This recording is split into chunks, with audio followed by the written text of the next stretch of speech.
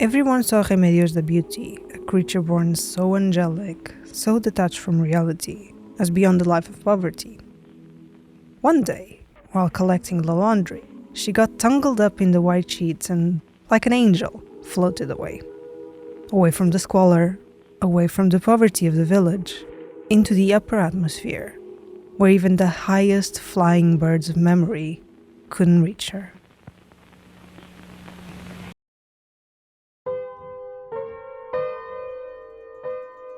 This story is from 100 Years of Solitude, a novel by Colombian writer Gabriel Garcia Marquez.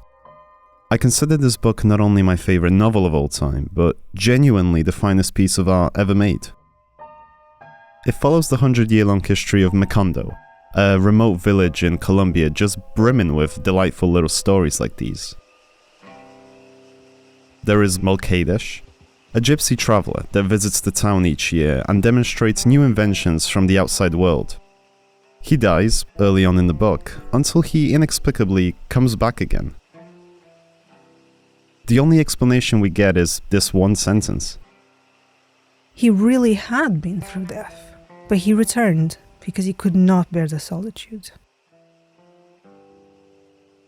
All these strange curiosities are examples of magical realism, a genre that I find easy to define, but really hard to properly explain to people.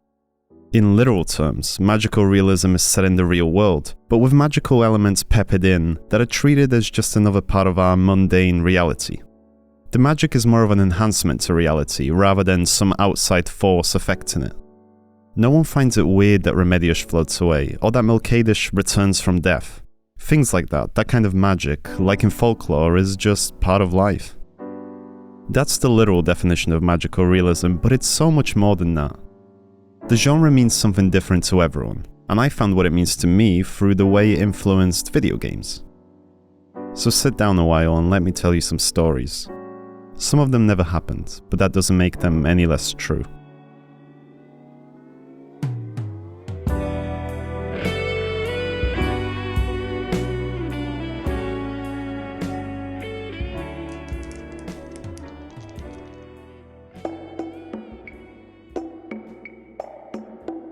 There are countless games that I'd consider magical realist, but the most overt one, and seemingly the one most unaware of it, is Control.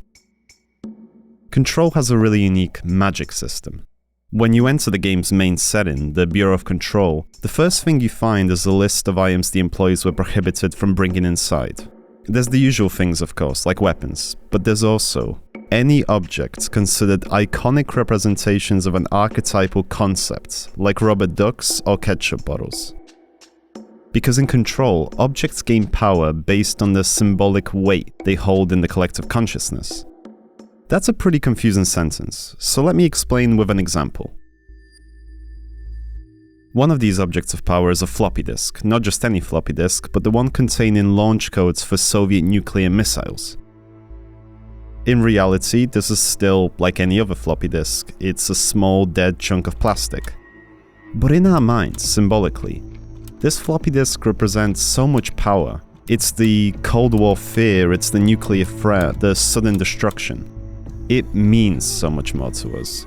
And under the weight of that meaning, at some point, somewhere, it has become sentient, defensive and violent. It's a lot like Tinkerbell if you think about it. She only has powers because Peter Pan believes that she does, the same way we believe this Soviet floppy disk has the power to decimate us. Control is filled with objects of power like these. Fans, mallets, safes, swan boats. But the biggest one, and the one I can't forget, is the Motel.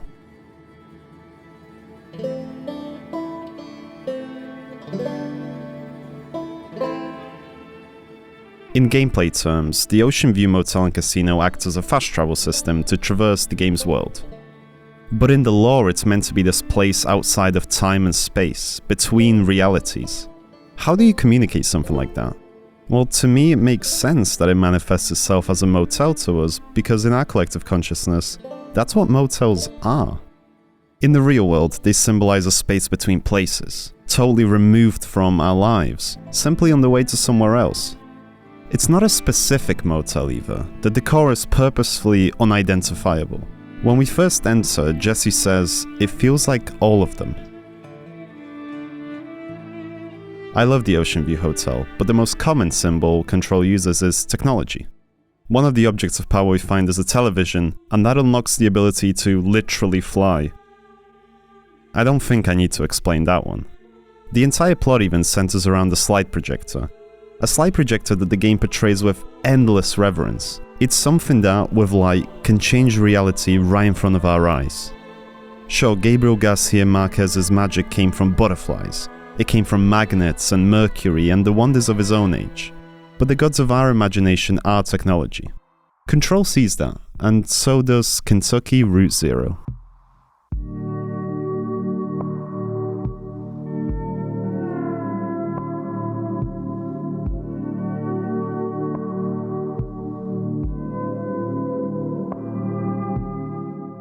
I still remember the first time I played Kentucky Route Zero. I started on a Sunday with a glass of whiskey just as the sun was about to set, and I completed it all in one sitting. By the end my glass was empty, the sun was rising, and I could not go into work because the game has flipped my entire world upside down.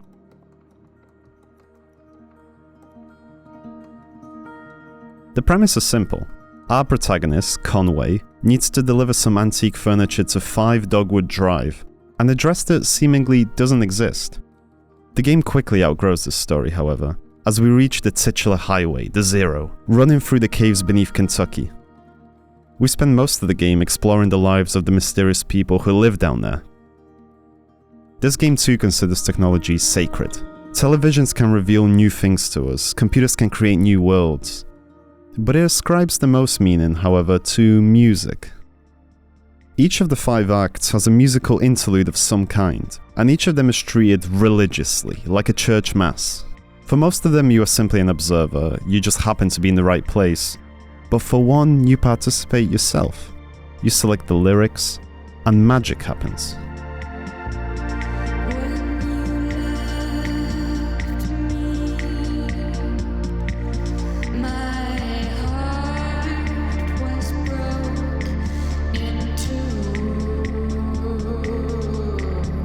The roof is literally lifted off the dingy, empty bar and filled with light. Shooting stars pass by, and the moon swings back and forth in the night. This is the first and last time Kentucky Route Zero lets us see the sky. It's the only chance the game gives itself to dream.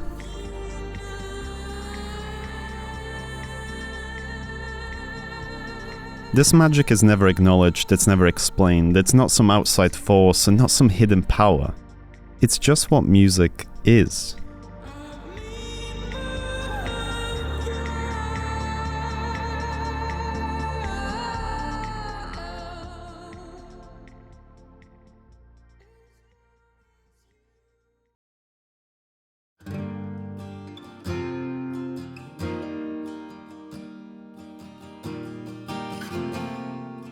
But even these musicians are on the same journey as the rest of us, along the same highway. Kentucky Route Zero also has the same reverence for places as Control, and the highway is the game's grandest magical realist statement. To me, it's a symbol of death, manifested physical, endless. The place that so many wander underground, forced to walk, to make a life for themselves under the pressure of all that darkness.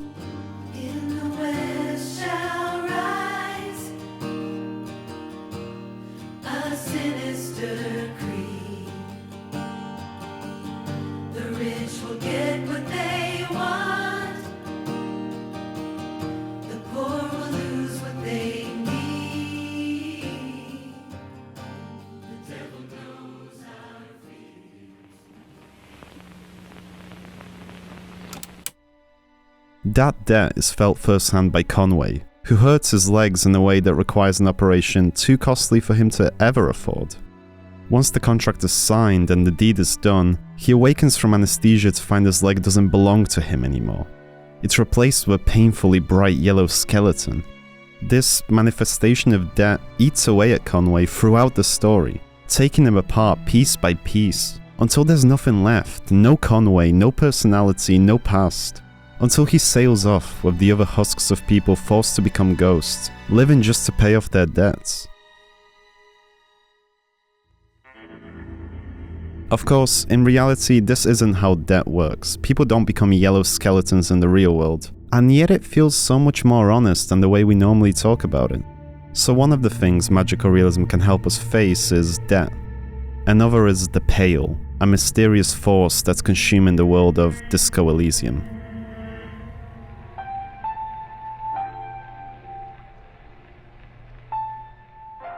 You'd be forgiven for not knowing the story of the Pale. The game is really cryptic about it, and it takes getting through a monumental lore dump to find out anything. I won't put you through that, I'm gonna summarize. The Pale is the opposite of reality. It's nothingness, like the vacuum of space in a way. It's the world slowly deleting itself. The Pale has already consumed all the space between human settlements, and now it's slowly growing, encroaching on our space. It will wipe away the world.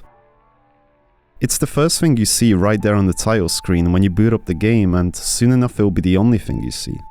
So no one knows what the Pale is. All you get throughout the game is theories, but the most interesting one comes from a woman who travels inside it. The Paledriver. She doesn't look good. Years of exposure to it has lain waste to her mind, and she spends the entirety of her time in memory, practically lives inside it. The interesting part is, if you poke around a little bit, you can find out that most of her memories are fake. None of these things happened. They couldn't have. They're all sort of romanticized views of the past. This makes me think that the Pale is a magical realist element. It's a symbol for history. As we get older, we want to live in the past more and more.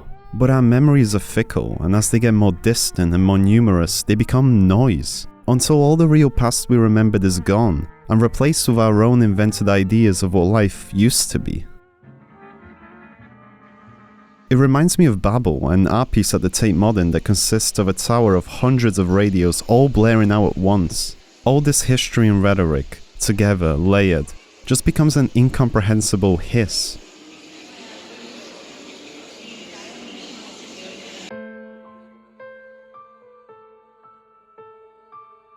We all have a noise like this.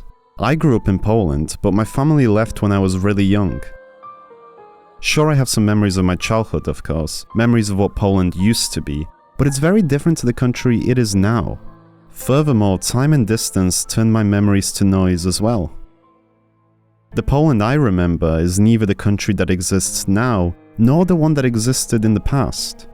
It's a third country, a romanticized ideal, one that sometimes feels preferable to any reality. Conway knew this, the Paledriver did, and I surely do too. Why do people believe in miracles? I don't think it's because they're supernatural or even especially impressive. I think people believe in miracles because they tend to be proof of something that we already believe about the world. I'm not religious, but I can see how someone may be.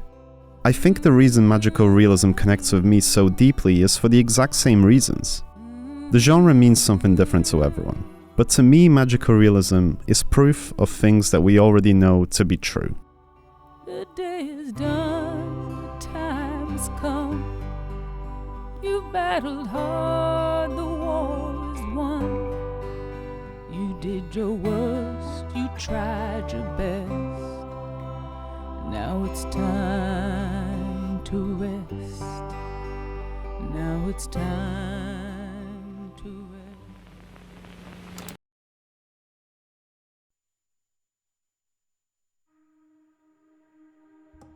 I was barely a kid when my family emigrated to England. Airplanes were expensive, so to visit my grandma back in Poland, we would take our car and drive across Europe. The very first time we set off on this journey, I fell asleep leaving the streets I knew and woke up at a roadside motel in Germany.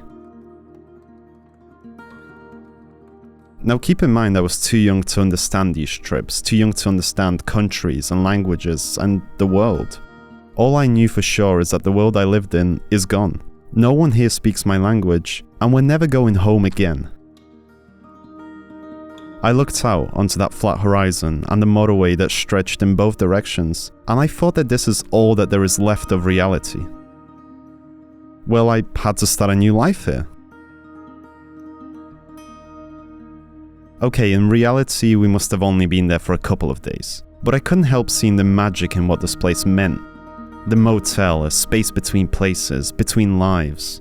The infinite motorway stretching into the distance. I'd spend hours watching the TV, that magical symbol of imagination, and I would try out the lives I saw on the screen, right there along the byway of my boyhood.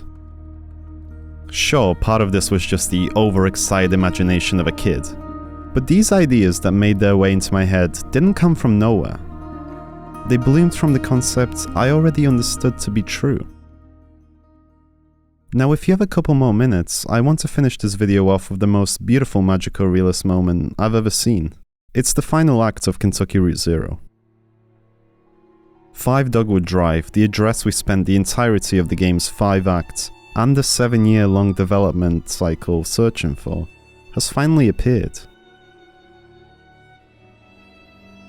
You may have noticed, it's not a literal house. It doesn't have any walls, doors, or furniture. All 5 Dogwood Drive is the shape of a house, it's the idea of one. All these characters we met sit and talk about the things they could set up in here. A workshop, a music studio, a kitchen, a motel, a home. A home that won't put you into debt with rent, that won't reject you. A home where you can build a life. It could be anything, because all 5 Dogwood Drive really is the dream of belonging that we all spend our life searching for. There are loved ones in the glory whose dear forms you often miss. When you close your earthly story, will you join them in their bliss? Will the circle be unbroken by and by, by and by? Is a better home awaiting in the sky, in the sky, in the joyous days of childhood. Oft they told of wondrous love, pointed to the dying Savior. Now they dwell with him above.